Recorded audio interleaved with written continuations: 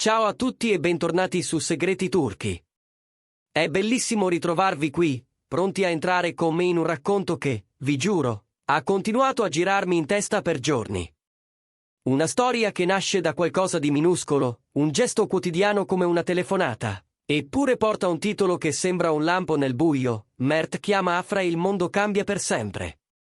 Sì, perché quando quella chiamata sfiora le vite di Bar Baktas e Yağmur Yüksel, nulla resta al suo posto. Davvero può bastare uno squillo a ribaltare tutto? Quali segreti potrebbero scoppiare, quali verità mai dette, quali destini potrebbero incrociarsi con un semplice pronto?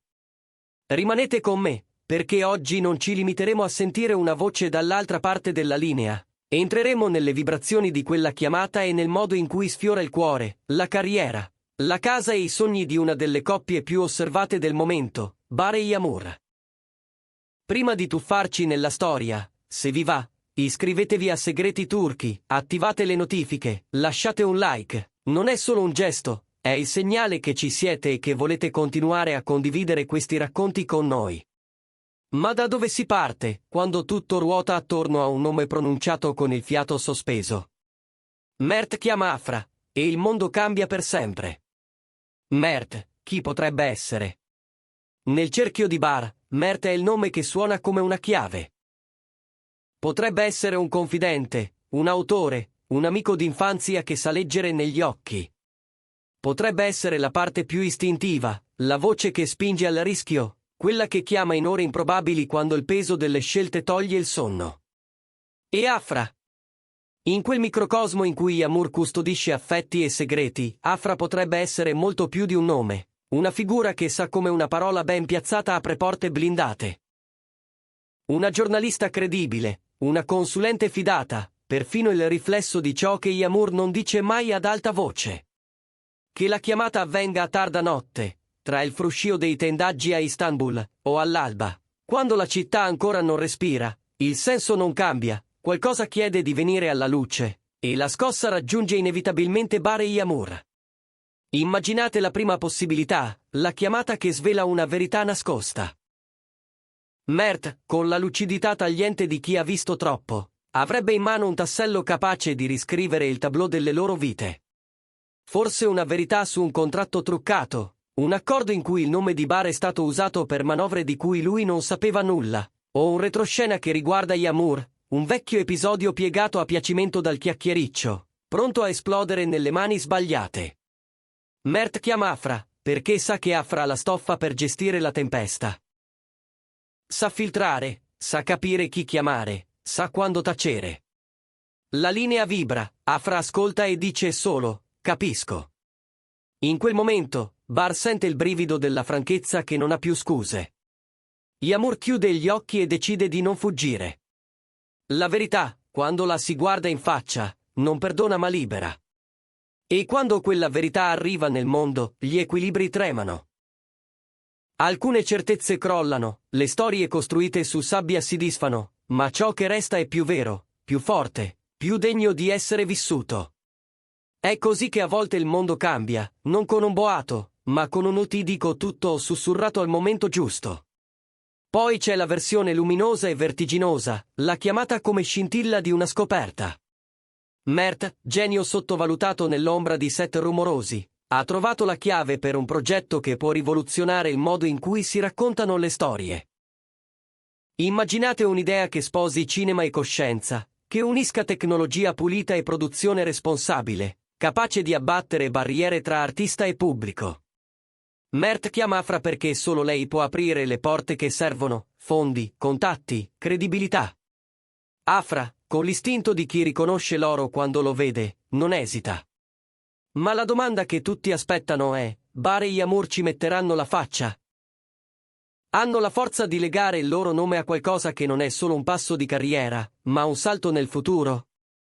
La risposta, sussurrata prima in cucina, poi gridata in una riunione gremita, è sì. E quel si muove denaro, tempo, energie.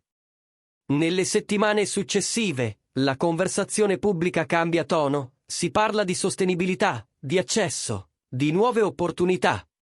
Giovani che non avevano voce cominciano a raccontare storie. Il mondo cambia anche così. Quando due volti amati scelgono di scommettere su un progetto che non è solo per loro. Non tutto, però, deve essere luce. Esiste la chiamata che fa tremare i polsi, l'avvertimento. Mert scopre, per caso o per destino, una minaccia reale. In un set affollato, tra cavi, parole sussurrate e passi affrettati, qualcosa non quadra, una sicurezza trascurata, una fuga di informazioni, una presenza indesiderata sotto casa, un piano di chi vuole colpire dove fa più male. La voce di Mert al telefono con Afra non è rabbia, è urgenza. Afra sa muovere leve in pochi minuti, chiama chi di dovere, mette in allerta chi deve, custodisce il panico nello spazio di un respiro. È in questi momenti che si vede da che parte si sceglie di stare. Yamur, pur con il cuore in gola, si fa roccia. Bar, con la calma che gli riconoscono tutti, scinde l'emozione dall'azione. Se Afra si muove in tempo, se Mert resta lucido, se la rete attorno a loro regge, vite vengono protette. Forse milioni non sapranno mai cosa è successo quella notte, ma il mondo sarà comunque cambiato, perché qualcuno ha avuto il coraggio di ascoltare un allarme prima che fosse troppo tardi. C'è poi la piega che tocca il cuore in modo diretto, la più umana, la più temuta e desiderata, una chiamata d'amore, di resa, di ritorno. Chi segue Bare Yamur lo sa, le coppie vere hanno angoli bui, emicranie di orgoglio, silenzi che sanno di ghiaccio. Mert e Afra, in questa versione, non sono solo nomi. Diventano il canale, il ponte, perfino i soprannomi che i due usano nei momenti in cui serve distanza per dire la verità. Mert chiama Afra, e in quella voce si sente tutto ciò che uno non osa dire guardando negli occhi chi ama: ho sbagliato, ho paura, non perdermi. Afra ascolta, pone una domanda semplice che spacca il muro: sei pronto a cambiare? E qui entrano Bare e Yamur, di fronte al loro nodo. Forse è un passato lasciato a metà. Forse è un litigio cresciuto troppo. Forse è l'orgoglio che ha tenuto fuori le parole giuste. Ma a forza di una sola chiamata, cade la diffidenza, si schiude la stanza in cui nessuno entrava da mesi. Li vediamo uscire mano nella mano non per farsi vedere, ma perché hanno ritrovato un ritmo. E quel ritmo contagia. Gli amici chiamano gli amici, le famiglie si riavvicinano, i messaggi che arrivano sotto i post dicono: mi hai dato il coraggio di chiedere scusa. Il mondo cambia anche quando si impara a perdonare. Non manca la versione più audace, quella che mette in discussione lo status quo. Mert ha tenuto il conto delle ingiustizie, delle voci zittite, delle promesse infrante. Quella chiamata ad Afra è un atto politico, un invito a esporsi, a usare il peso del proprio nome per spostare davvero qualcosa. C'è una categoria dimenticata che chiede diritti. C'è un set dove si lavora troppo e male. C'è un pubblico che merita trasparenza. Afra ascolta, capisce i rischi, ma sa che a volte la neutralità è solo un altro modo di dire complici. E qui, ancora una volta, entrano Bare e Yamur, non come salvatori, ma come due che scelgono consapevolmente da che parte stare. Parlano, scrivono, ci mettono il volto. Iniziano a cambiare pratiche, pretendono contratti limpidi, sostengono chi non ha voce. La chiamata di Mert diventa la prima tessera di un domino che porta il settore a guardarsi allo specchio. Non accade in un giorno, ci sono resistenze, si paga un prezzo. Ma quando le luci si riaccendono, c'è più dignità. E la società, piano, se ne accorge. C'è infine la lettura più intima e simbolica. E se quella chiamata non fosse un gesto fisico, ma una scossa interiore? E se Mert fosse la parte di sé che ti spinge oltre il recinto, e Afra la voce che ti riconosce e ti dice vai? Bar, in certe notti in cui il successo pesa come una corazza, ascolta un richiamo a tornare autentico. Yamur, nelle mattine in cui ogni sorriso deve passare per una lente, sente la necessità di non farsi definire dall'esterno.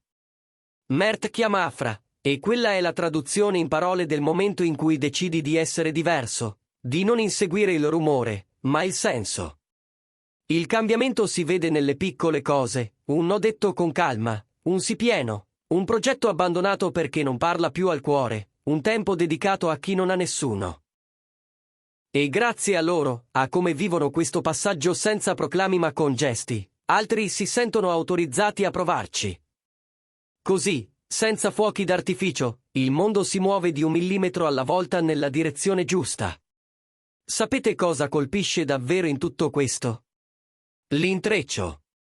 In un'epoca in cui basta un messaggio per attraversare continenti, una telefonata non è più solo una telefonata. È una porta che si apre su 1000 stanze, affetti, affari, paure, speranze. Una chiamata può attivare tavoli di lavoro, sbloccare fondi, fermare una follia, far tremare una menzogna, cambiare il corso di una carriera o di una vita privata. E se vi chiedete se c'è destino o libero arbitrio, la risposta è forse nel modo in cui Bare e Yamur scelgono ogni volta di stare dentro agli eventi. La domanda non è se Mert avrebbe comunque chiamato Afra, ma cosa succede perché qualcuno decide di ascoltare davvero. Le svolte della storia spesso nascono così. Un gesto minimo che diventa un'onda. Cosa ci insegna allora questo titolo che sembra un'orchestra intera racchiusa in poche parole? Primo, ogni interazione vale. Non sottovalutate il peso di dire la verità, di chiedere aiuto, di prendere posizione. A volte basta 1 minuto al telefono per riscrivere un futuro. Secondo, la connessione umana è un mestiere antico e prezioso. Nel vortice digitale, ricordiamoci che la voce, l'ascolto, la presenza cambiano più di 100 post. Terzo, guardiamoci dentro. Quali chiamate stiamo rimandando? Chi dovremmo contattare per chiudere una ferita, per aprire una strada, per dire ci sono?